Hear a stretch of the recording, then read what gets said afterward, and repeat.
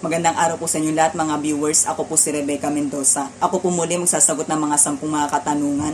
Meron po ko ditong hinandang props. Itong props na ito ay naglalaman po ng mga 10 questions. Ang gagawin ko po dito ay bubunutin ko po ito pa isa-isa. Babasahin ko po ang mga tanong at ito po ay sasagutan ko hanggang sa makomplete ko po ang lahat ng mga 10 questions na ito. Itong mga questions na ito ay matagal ko na po itong inipon sa aking notebook. Ako po ang lahat na nag-effort na mag-search at magsagot ng mga tanong na ito. Anyway, ito po ay pang 31 videos ko na po ito sa Q&A at ngayon ay magsisimula na po ako.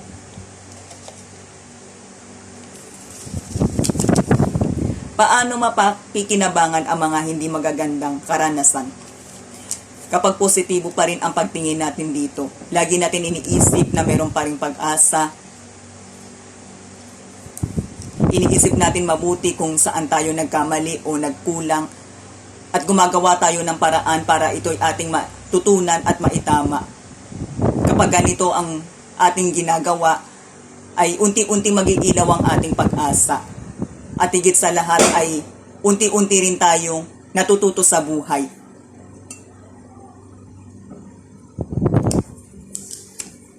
Tama bang palaging ipagtanggol ang taong mahal mo? Ito ay depende sa kanyang ginawa. Kung ang kanyang ginawa ay tama, siya ay pagtatanggol ko. Pero kung ang ginawa niya ay mali, ay hindi ko siya papanigan. Sapagkat ang mahalaga ay dumodoon tayo sa tama.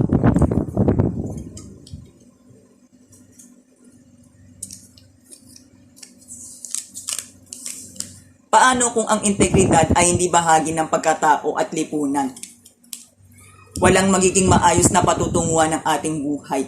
At kahit merong batas ay tila parang walang batas na umiiral sa mundo. Sa makatuwid, magiging magulong ating lipunan dahil walang maayos na sinusunod.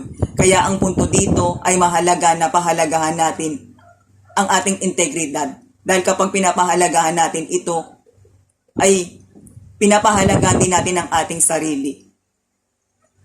Pinapahalagahan natin na tayo ay magkaroon ng magandang attitude. At kapag ito'y patuloy natin isinasagawa, ay kasunod nito, ay aayos din ang ating lipunan.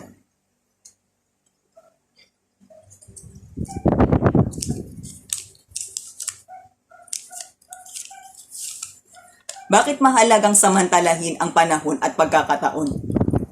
Mahalagang samantalahin natin ang panahon at pagkakataon dahil minsan ang panahon natin sa buhay ay mabilis din itong nagbabago. At minsan ang oportunidad ay minsan lang itong dumating. Kaya kapag dumating sa atin ang magandang oportunidad, ay dapat natin itong tanggapin, pasalamatan, at higit sa lahat ay pahalagahan. Upang guminhaw ang ating buhay, hindi tayo mapag-iwanan at hindi tayo magsisi.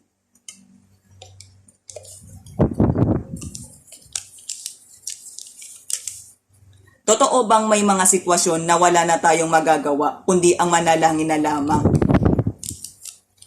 Ito ay depende sa pangyayari, sa sitwasyon ng buhay, sa tindi ng pagsubok na iyong kinakaharap. Kapag ang pagsubok ay talagang mabigat, isa sa halimbawa nito ay merong kang karamdaman na nasa stage ng severe. Ang kailangan mo na lang dito ay mataimtim na pagdarasal at ito na lang talaga ang pwede mong pagugutan ng pag-asa. Pero kung ang sitwasyon ay hindi naman gaano mabigat ang pagsubok at ito'y kaya pang daanin sa pagtutulungan, ay kailangan samahan pa rin ito ng aksyon.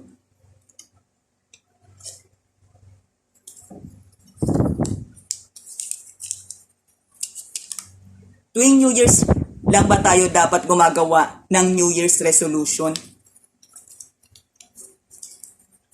Ang totoo, ang pagbabago ay wala itong pinipili na araw o panahon. Kaya hindi na natin kailangan pang sumapit ang bagong taon para tayo ay gumawa ng New Year's resolution. As long as na tayo ay binibigyan ng chance ng Diyos na mabuhay dito sa mundong ito, ay dapat ay gumawa na tayo ng New Year's resolution. Sikapin na natin ang magbago at habang tayo ay nabubuhay ay dapat ay lagi natin pinipili ang magpasalamat. Sinisikap natin na gumawa ng mabuti sa bawat oras, sa bawat araw. At kung meron man tayong pag-uugali na hindi maganda, ay dapat ay mag-decide na tayo agad na baguhin ito. Upang sa bandang huli ay hindi tayo magsisi at masasabi pa rin natin sa buhay ay maraming salamat.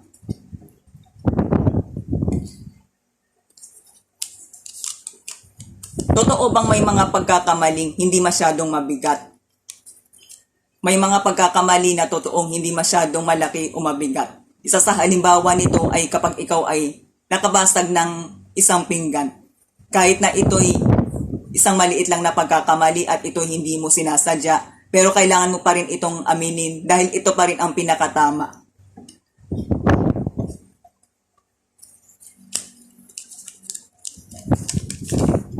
Totoo bang walang mawawala kung maniniwala ka sa mga pamahiin? May mga pagkakataon na totoong wala rin naman mawawala kung maniniwala rin tayo minsan sa mga pamahiin. Isa sa halimbawa nito ay yung paniniwala na hindi magandang magwalis tuwing gabi. Kahit ito'y paniwalaan naman natin ay hindi naman ito makakasama sa ating buhay. Pero kung meron man tayong pinakadapat na paniwalaan sa lahat, ang pinakadapat natin pinaniniwalaan sa lahat ay yung nababase sa katotohanan. Sapagkat ito pa rin ang pinakatama, pinakamakakabuti, at ito ang pinakamag-iiwas sa atin sa kapahamakan.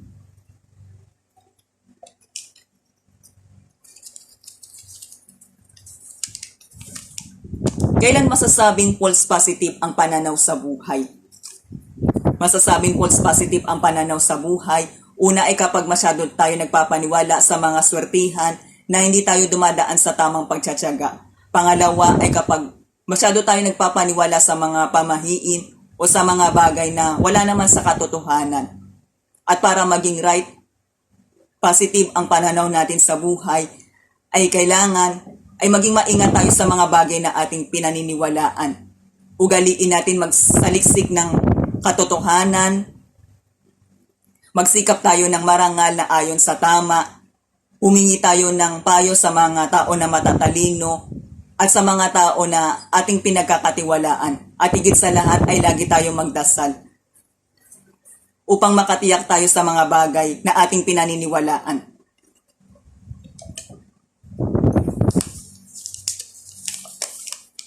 Lahat ba ng oportunidad ay dapat pasukin? Para sa akin, ito ay dapat natin piliin, pag-isipan mabuti, timbangin. Kung hindi ito makakaapekto sa ating kalusugan, kaya natin at maibibigay natin ng sapat at maibibigay natin yung sapat na oras para sa ating pamilya, ay dapat natin itong pasukin. Pero kung hindi, ay maghanap tayo ng iba na mas kakayanin natin. At syempre ay doon tayo sa sapat na income.